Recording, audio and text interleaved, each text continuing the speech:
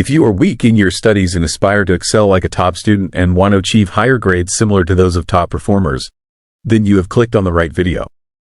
After watching this video, you will learn about 5 techniques that top students apply, enabling them to cover more in less time without forgetting. In this video, we will listen to the story of a student who studied very hard but could never memorize well. However, one day he learned 5 techniques from his mentor, and by applying them, he transformed from an average student to a top performer. So, let's begin with your warm expectations. There was a boy in a village who excelled in all aspects of his life, as needed at his age, but he struggled in one area, which was his studies. No matter how hard he tried, he could never grasp the concepts or remember the facts. His classmates often laughed at his mistakes, which made him even more disheartened. One day, while walking in the nearby forest, the boy stumbled upon a quaint temple. Curiously, he went inside and found himself observing monks in deep meditation. The serenity of the place and the monks' calm demeanor made the boy feel at ease. Gathering up the courage, the boy approached the Zen master and said, "Master, I am very weak in my studies.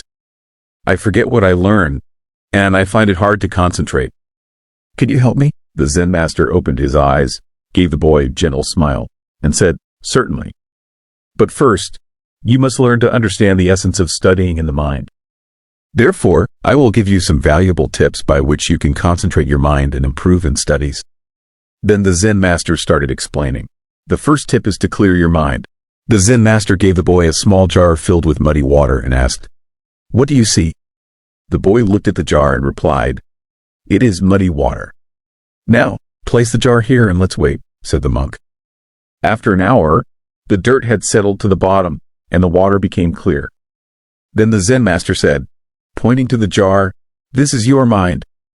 When it is agitated with thoughts of play, fear, or distractions, you cannot see clearly. But when you calm your mind, clarity emerges. Therefore, before studying, take a few moments to meditate, focusing on your breathing and clearing your mind of distractions. By doing this, whatever you read, you will understand it better." The second tip is to focus on the present. The master then pointed to a burning candle and asked the boy to watch the flame without letting his mind wander here and there. Initially, the boy's mind drifted to his classmates, his failures, and other things, but after some time, with practice, he could focus solely on the flame.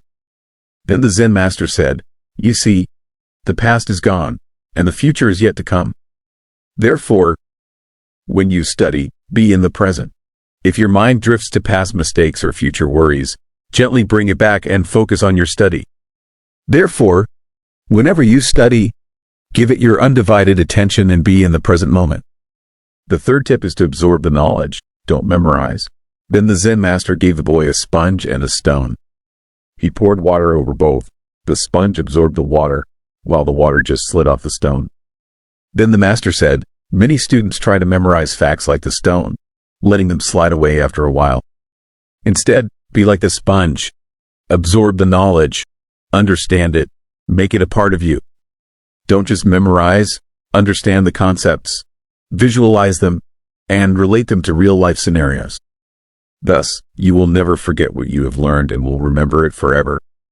The fourth tip is to break tasks into steps. Then the Zen master presented the boy with a large block of wood and asked him to split it into pieces. The boy tried hard but failed.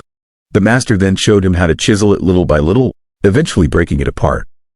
Then he said, "When faced with a big task, break it into smaller tasks.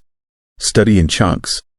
Grasp a bit at a time, and eventually you will understand the whole. Therefore, divide your study material into sections, focus on one section at a time, take small breaks, and then move to the next. This way, you will not get bored and can study for long hours."